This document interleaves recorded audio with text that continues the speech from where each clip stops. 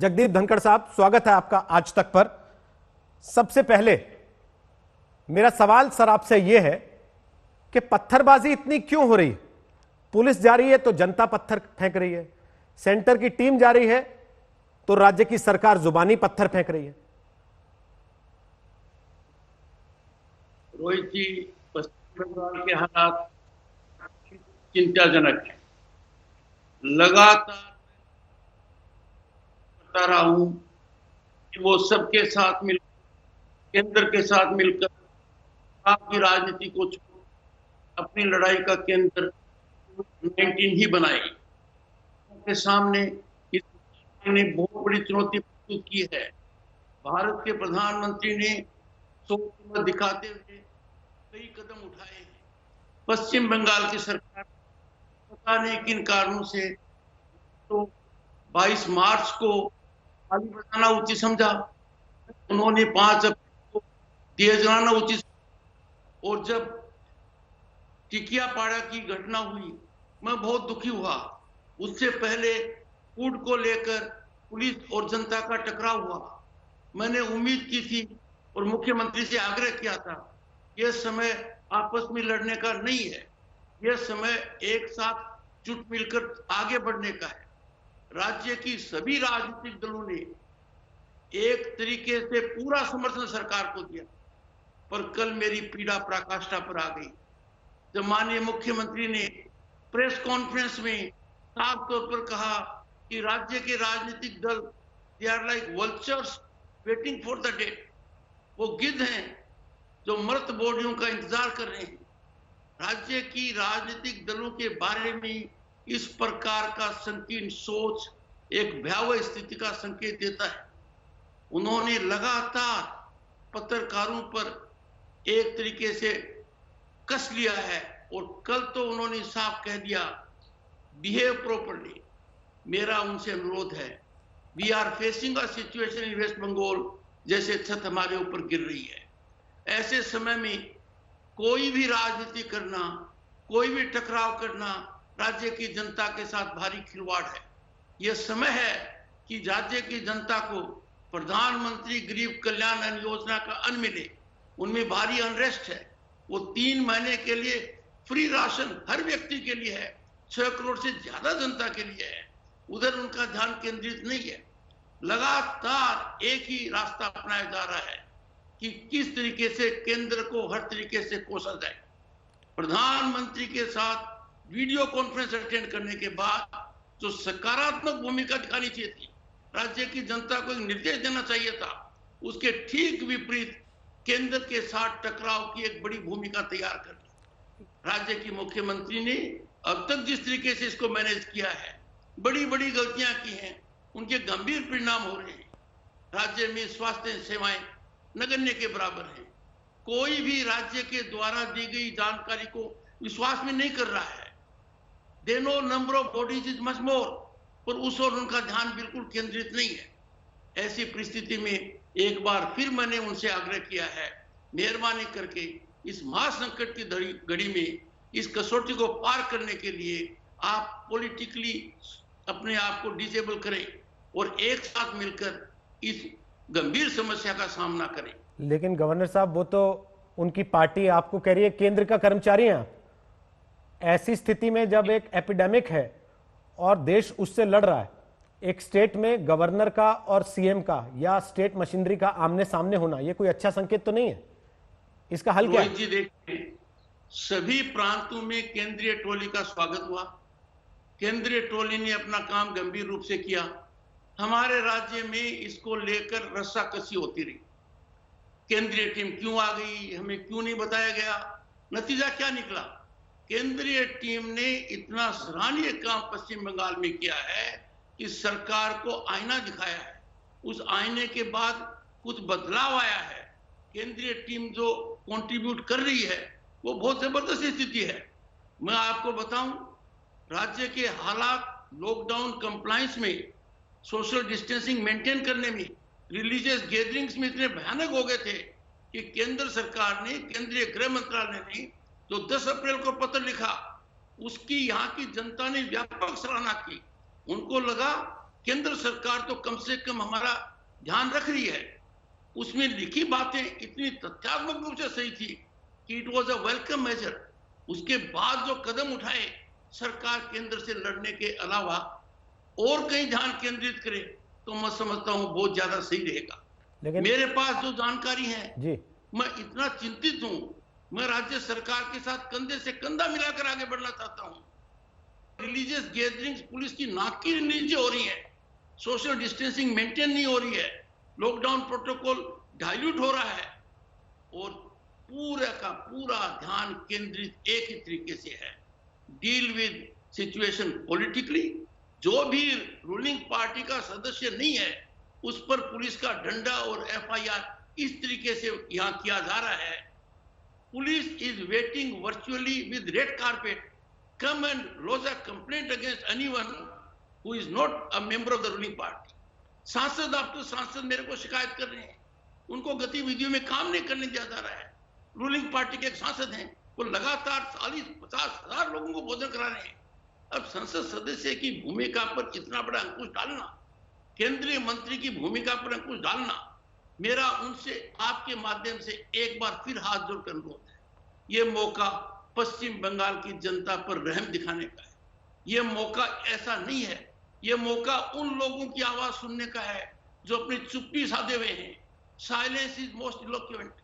वो लोग प्रश्न उठाएंगे, आप कहां थी राज्य की मुख्यमंत्री जब हमारा कारवां लूटा जा रहा था। गवर्नर साहब, आपने एक बहुत बड़ा आरोप लगा दिया, लेकिन बीच में आपने कहा number of body is much मोर।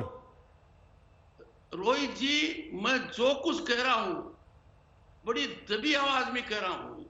9 महीने में ऐसी घटनाएं मुख्यमंत्री ने राज्यपाल के साथ की हैं, मैं उन सबको भूलना चाहता हूं। I want to move ahead. ये समय सब कुछ भूलने का है, ये समय सिर्फ जनता को राज देने का है, राष्ट्रीय धारा में मिलकर कोविड-19 की लड़ाई को लड़ने का है। और ऐसा जब मैंने उनको कहा और आखिरी प्रयास किया तो उन्होंने कहा, मैंने उनसे अनुरोध किया, आप कृपया करके मेरे से एक बार अतिशीघ्र मिले, हम बहुत भयानक स्थिति में हैं, मेरे पास बड़ी चिंताजनक बातें आ रही हैं, इसके गंभीर परिणाम हो सकते हैं, जनता दुखी है, पीड़ित है। उनका जवाब आया, कोविड-19 की लड़ाई में सरकार व्यस्त है। उनका आशय क्या था? राज्यपाल को कोविड-19 के दौरान आराम करना चाहिए, राज्यपाल को स्लीप मोड में होना चाहिए, जब कोविड-19 खत्म हो जाएगी तब हम राज्यपाल से मिलेंगे। I don't agree with her. वो इसकी गहराई को नहीं समझ पा रही है। मैंने उनको दोबारा चेताया, please don't act in this manner, ये अनकॉन्स्टिट्यूशनल है, ये भारत के संविधान के विपरीत है, इसमें जनता का बहुत बड़ा घाटा है। और मेरे कहने के बावजूद ही कुछ कार्यवाही प्रधानमंत्री गरीब अन्न कल्याण योजना में हुई। 23 मार्च को जिस योजना की घोषणा हो गई, 6 करोड़ से ज्यादा लोगों को मुफ्त भोजन मिलना था, 5 किलो राइस पर व्यक्ति पर महीने मिलना था, 1 किलो दाल पर फैमिली पर महीना मिलना था, उसकी शुरुआत ही नहीं की। केंद्रीय मंत्री रामविलास पासवान जी से मैंने बात की, उन्होंने कहा एक लंबी दीवार खड़ी कर रखी है राज्य सरकार ने, उनके कान पर जूं तक नहीं रेंग रही है। मैंने मुख्य सचिव से चर्चा की, अब थोड़ा सा उसके अंदर हो रहा है, पर हमारे यहाँ पब्लिक डिस्ट्रीब्यूशन सिस्टम पूरी तरह से राजनीतिक। लेकिन गवर्नर साहब, एक चीज है, ये जो बातें आप टीवी पर बता रहे हैं, क्या आपने ये देश की सरकार को, केंद्रीय गृह मंत्रालय को औपचारिक तौर पर रिपोर्ट में नहीं दी है? और जो बातें आप बता रहे हैं, इसका मतलब तो ये होगा कि बंगाल में सरकार को हटा दिया जाना चाहिए और केंद्र को सीधे अपने हाथ में ले लेनी चाहिए चीजें। रोहित जी, मेरे पद की मर्यादा कहती है कि मुझे पब्लिक डोमेन में वो बातें डिस्कस नहीं करनी चाहिए जो मैं वार्तालाप सीधा या तो मुख्यमंत्री से करता हूं या केंद्र से करता हूं। मुख्यमंत्री से भी मेरे वार्तालाप को मैंने सार्वजनिक तब किया जब मुख्यमंत्री ने चुनौतीपूर्ण तरीके से मुझे पत्र लिखा कि अब राज्य की जनता को तय करने दो। तब जाकर मैंने उनको 11 मुद्दे भयंकर रूप से बताए कि आपकी नाक के नीचे क्या कुछ हो रहा है। मैंने उनको यहां तक आगाह किया है कि आपने एक कमेटी फॉर्म की, देश और में सब जगह विज्ञापन कर दिए, बताइए उस कमेटी ने क्या किया है? Global resource forum very good, what have they done? जवाब आया वो इनफॉर्मल ग्रुप है, इस कठिन घड़ी में इनफॉर्मल ग्रुप के संबंध में करोड़ों रुपए के विज्ञापन जारी करना, जिससे हमारे हेल्थ वॉरियर्स की मदद हो सकती थी, लोगों की मदद हो सकती थी, पूरा का पूरा सोच राजनीति से ग्रसित है। जब पूरा देश एक तरीके से मरकज निजामुद्दीन से चिंतित था, एक भयावह स्थिति पैदा हुई थी, हर प्रांत उनको आइडेंटिफाई कर रहा था, जब एक पत्रकार ने उनसे प्रश्न पूछा कि मार्कज के बारे में, don't ask these questions, these are communal questions. कितनी गलत सोच है। लेकिन गवर्नर साहब, She wants to communalize the situation. Governor साहब, आप संवैधानिक तौर पर राज्य के मुखिया हैं, पैटर्न हैं, आप संरक्षक हैं राज्य के, आप ही कमजोर दिखेंगे तो फिर लोगों में क्या उम्मीद रहेगी? नहीं, कमजोर नहीं दिखेंगे रोहित जी। भारत का संविधान बड़ा मजबूत संविधान है। भारत के संविधान ने बहुत बड़ी परिस्थितियों के बारे में आकलन किया है। राज्य सरकार को हर हालत में भारत के संविधान के दायरे में काम करना पड़ेगा। राज्य सरकार को हर हालत में वो सब आदेश मानने पड़ेंगे। आखिर उन्होंने राज्य की जनता का नुकसान कर कर ही केंद्रीय टोली को सहायता दिखाई। मेरे समझ में नहीं आता, जब दुनिया भर के डॉक्टर हमें चेता रहे हैं जो पश्चिम बंगाल के हैं, तो यहाँ की मेडिकल एसोसिएशन लिख कर दे रही है, जिनके अंदर टीएमसी के वर्तमान सांसद तक ने दस्तखत किया है, उसकी बात को एकदम रद्दी के टोकरे में फेंकना उचित नहीं है। ऐसी परिस्थिति है, क्यों आप एक ऐसी ऑडिट कमेटी रखते हैं? सदा स्थिति यही है, किसी व्यक्ति की ट्रीटमेंट के बाद अनफॉर्चुनेट डेथ हो गई, let the doctor pronounce about it. मुख्य सचिव को अचानक कहना पड़ा, तब से दोनों के बीच में कुछ तनाव देखने को आया। मुख्य सचिव ने कहा नंबर ऑफ डेथ इज 57, 5-6 दिन पहले। क्यों कहा उन्होंने? उन्होंने कहा कि इनकी डेथ हुई पर ये कोविड पॉजिटिव थे। अब आईसीएमआर है, डब्ल्यूएचओ की गाइडलाइंस है, और मुझे समझ में नहीं आता, ये जो वायरस है कोरोना वायरस, ये सेक्युलर है, ये नॉन डिस्क्रिमिनेटरी है, ये किसी भी आइडियोलॉजी को नहीं जानता, किसी भी रीजन को नहीं जानता, सबके साथ एक साथ टकरा रहा है। तृतीय विश्व युद्ध की एक स्थिति हो रही है, पूरी ह्यूमन रेस एक तरफ है, ये वायरस दूसरी तरफ है। ऐसी परिस्थिति में हम डाटा क्यों छिपाएं? जब सही डाटा जनता के सामने आएगा तब जनता ज्यादा संजीदगी से पेश आएगी जी।